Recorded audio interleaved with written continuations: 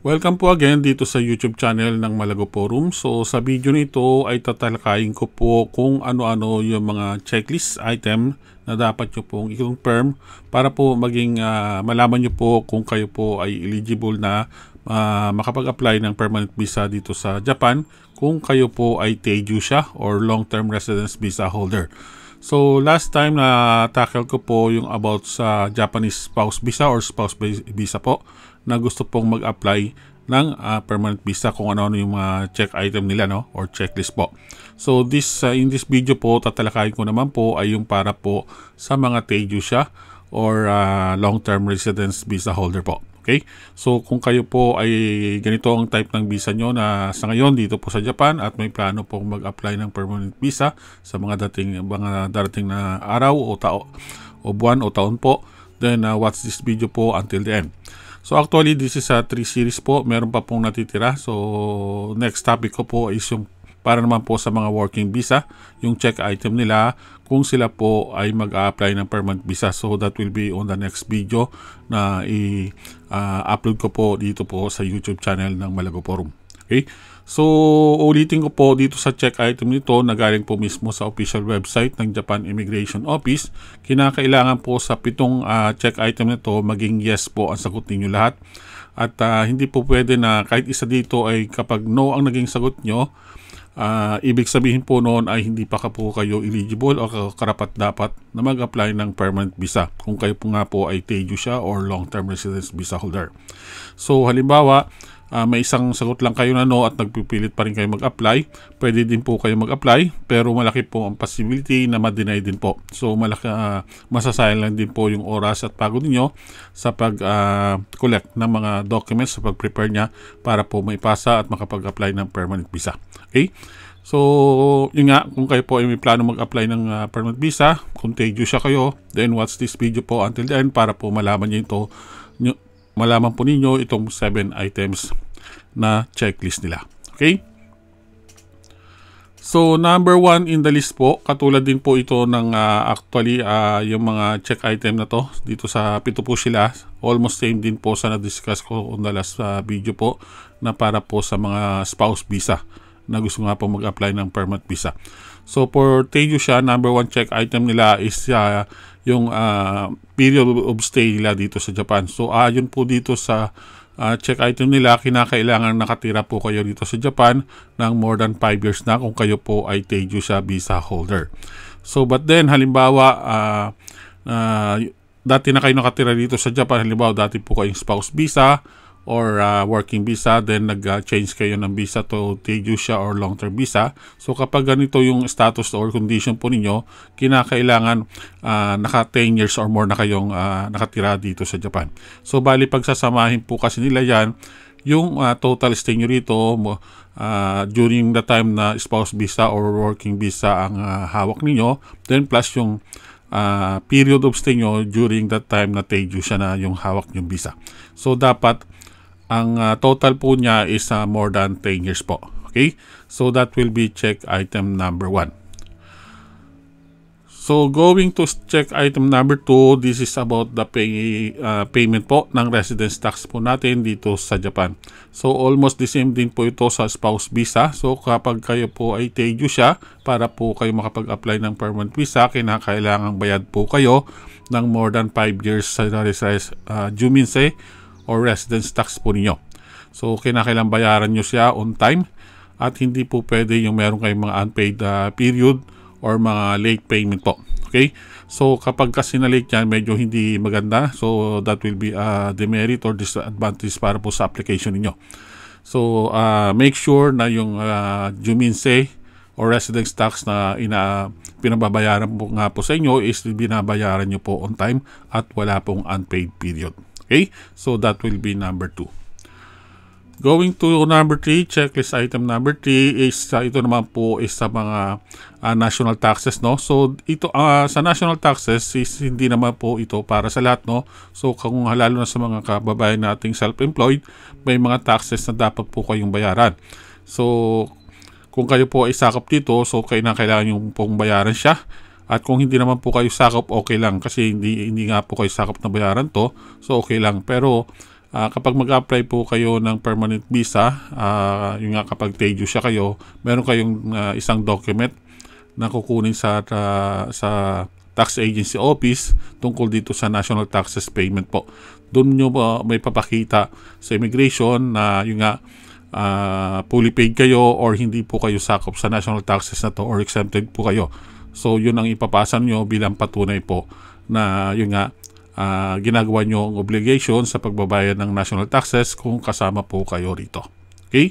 So that will be check item number 3.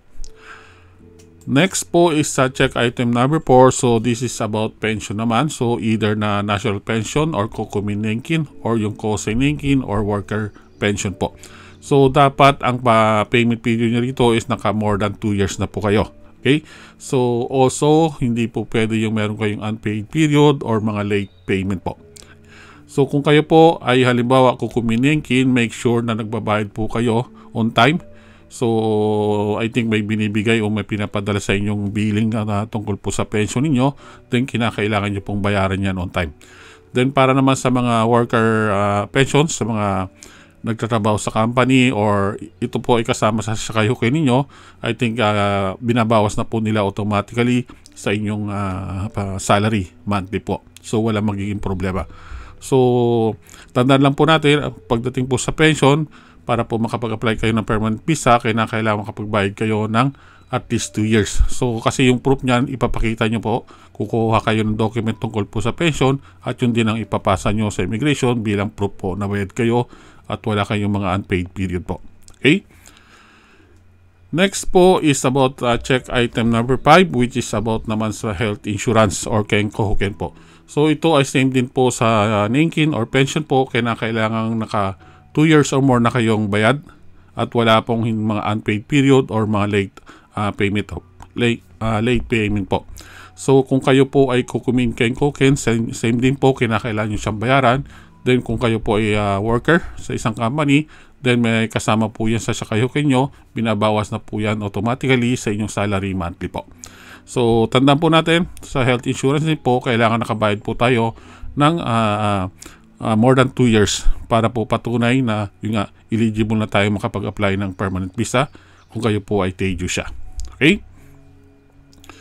Then next item po, checklist number 6 is about sa period ng visa na hawak po ninyo. So kapag Teju siya kayo at gusto nyo po mag-apply ng visa, kinakailangan yung present visa sa period na hawak nyo po ngayon is 3 years or 5 years. So kung kayo po ay binibigyan lang ng 1 year every year, so every renewal nyo 1 year lang ang binibigay sa inyo, so it means na hindi po kayo pwedeng magkapag-apply pa ng permanent visa. So mostly kasi kapag binibigyan kayo ng 1 year lang at Teju siya kayo, ang primary reason po yan is dahil hindi po kayo financially capable at wala po kayong stable job. So kapag ganyan lang status ng visa nyo, 1 year lang lagi, so it means na hindi rin kayo pwede makapag-apply ng permanent visa. So para po maging eligible kayo makapag-apply ng permanent visa, kinakailangan magkaroon kayo ng permanent work, stable job po, at yung nga maging financially capable po kayo at kailangan ipakita nyo po yan sa immigration office po. Okay? So that is for check item number 6. Then the last one po is check item number 7. So this is mga violation po during your stay nyo po dito sa Japan. So kinakailangan ipakita nyo po na wala kayong nagawang anumang immigration violation at wala po kayong nakommit na any crime po na yung nga nakatanggap kayo ng mabigat na penalty po. So kapag ganyan naging may mga bad record po kayo rito, may mga police record, so malaki po ang possibility na hindi rin po kayo mabibigyan ng permanent visa. Kapag mga traffic violation lahat na medyo light lang naman, I think okay lang po siya, pero kapag yun nga mabibigat yung penalty, so I think that is not good po. Malaki po ang magiging demerit or disadvantage po sa inyong application.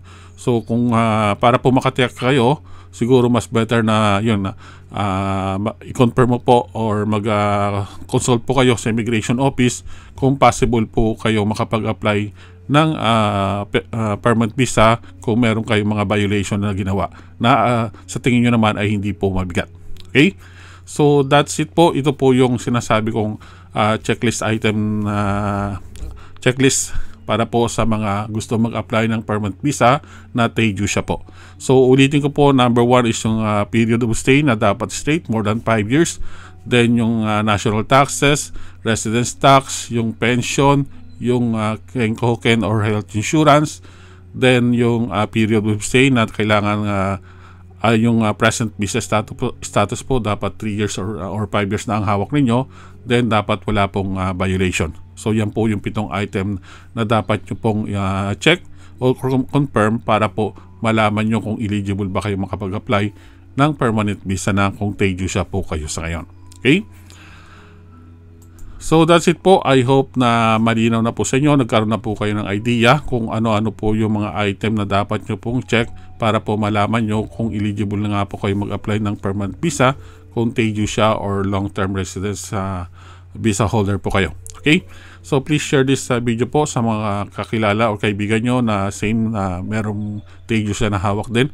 Long-term residence visa holder po dito sa Japan at may plano pong mag-apply ng permanent visa sooner or later. Okay? So maraming pong salamat sa inyong pakikinig.